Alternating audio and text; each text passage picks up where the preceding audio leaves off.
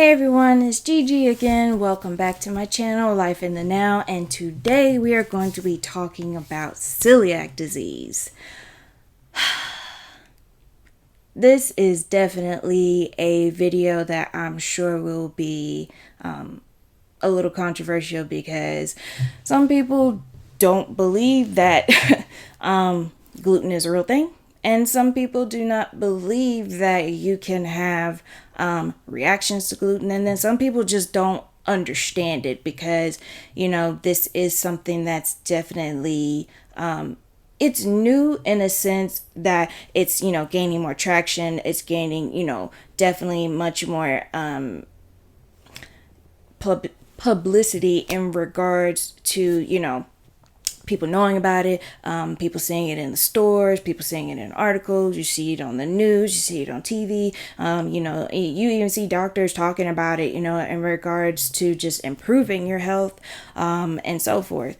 So, I have celiac disease. I have been diagnosed with celiac disease. That diagnosis was, it can be hard to get somebody to, diagnose you with celiac disease, and there's a few reasons why.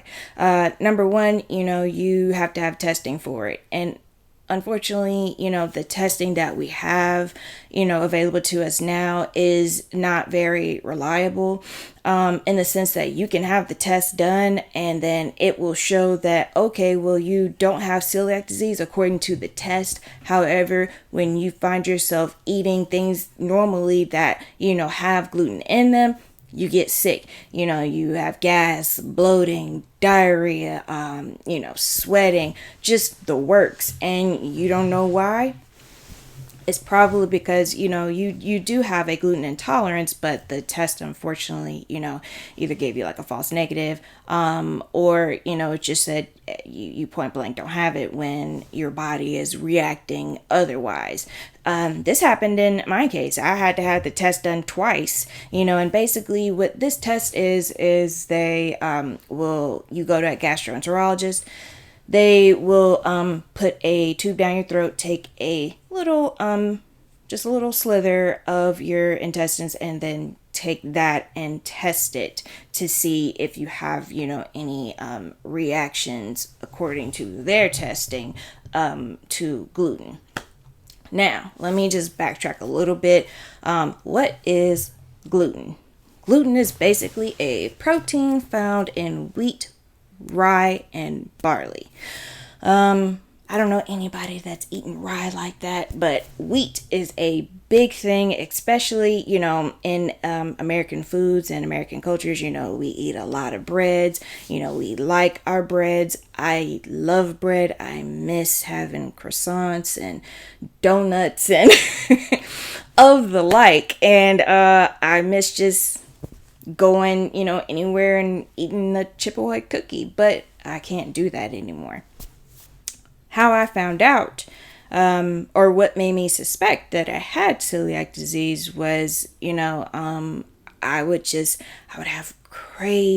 be constipated for, this might be a little TMI for people who don't, if you're eating, you might want to turn this little part off or fast forward, but I would be constipated for days and then wham, diarrhea, nonstop diarrhea, and I'd be on the toilet, for 2 days, just on and off diarrhea, and I couldn't keep the fluids down long enough for me to turn around and have diarrhea.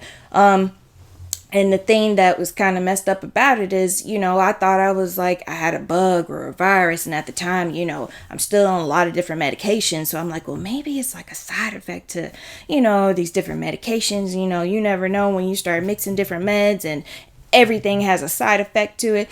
So, I'm just going, racking my brain trying to figure out like, okay, well, what the heck is this?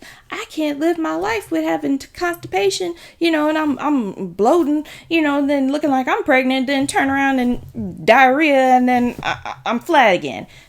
Not cute. So I just was like, I gotta figure something out. And my aunt, who is a breast cancer survivor, she was like, why don't you, take a look into celiac? She's like, I think that you have this. And I was like, okay. And I researched it. I got online. I found me a gastro doctor. He did the testing. Initially, my doctor did not believe, think that I had celiac disease. So he tested me for, other things under the rainbow. I don't even remember all of them because that's how many things that we tested for. So he even went in and did a procedure to, because I was having really bad acid reflux too. So he went in and did a procedure where you go in and then you stretch your esophagus and stuff like that. And I had that procedure twice. It's very I won't say it hurts. It's very uncomfortable, and you've right after the procedure, of course, you're stretching your esophagus, so of course you're very, very hoarse. But that's just a little bit of a side note there. So anyway, got the test. Had it done twice. Finally got my answer. Hooray! Went home that day, and I got a big old trash bag, and I was like, everything gotta go. Everything that we had in the pantry, on cereals, bread, everything had to go in the trash. And then, of course, Mom and I, we went to the store and we had to go on this, this gluten adventure. On this channel, I will do some videos on the good products that are gluten, and then the products that, that they say they're gluten-free but really are not, or products that are gluten-free but taste awful, and then I'll go over products that are gluten-free that actually taste good, or that closely resemble to foods that we're used to eating. And because gluten-free food, like if you're trying to bake, it doesn't rise the same. If you are eating cookies and you do a lot of stuff that is at home, okay, well, you got to do it all from scratch. So you got to get your your proper cornstarch, or you got to get your proper bake. There's so many things that go into cooking gluten free. And I'll probably do some videos like how to make good gluten-free macaroni and cheese, how to make, good gluten-free like cakes and muffins and cornbread. Cornbread is a big one in my family because, well, we're Southern. And so that's a really, really big one. So if you guys want to see me kind of, cook a few things gluten-free, and I will definitely go over, brands that taste good, at least according I would say they taste good to me. So, and they don't taste packy. They don't taste like a bland brick, trying to eat that. We've been through all of those brands, and gluten-free is expensive. I would like to also make mention of this too. Gluten-free does not mean organic. Gluten-free is not free range. Gluten-free is not vegan.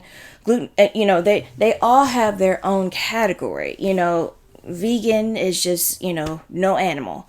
Organic means, it does not mean that it's better either. Organic just means that they don't use certain, pesticides, but that doesn't mean that they don't use certain herbicides. It's different. And if you guys want me to do a video breaking down organic, I will be more than happy to do so.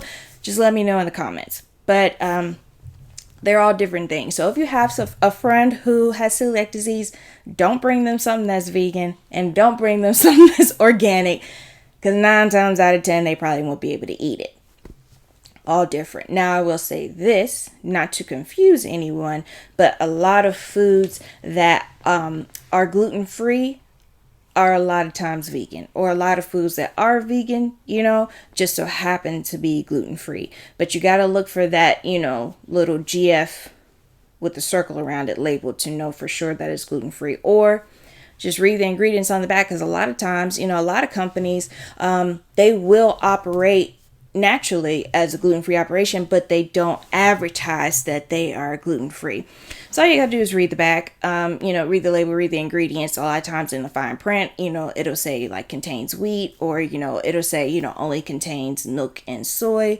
If that's the case, you might be okay, but just make sure you read all of the ingredients. Now, also too, if you guys would like, I can make a video and just give you guys some examples of reading the back of the label, how to read the back of the label so you can understand what certain ingredients are, and to know, okay, if you do have celiac disease, but it doesn't say GF on the front and you want to know if you can eat it, I can teach you how to do that. So let me know in the comments. And that is it for this video. Again, my name's Gigi. Thank you for tuning into Life in the Now. Stay safe, stay blessed. Peace.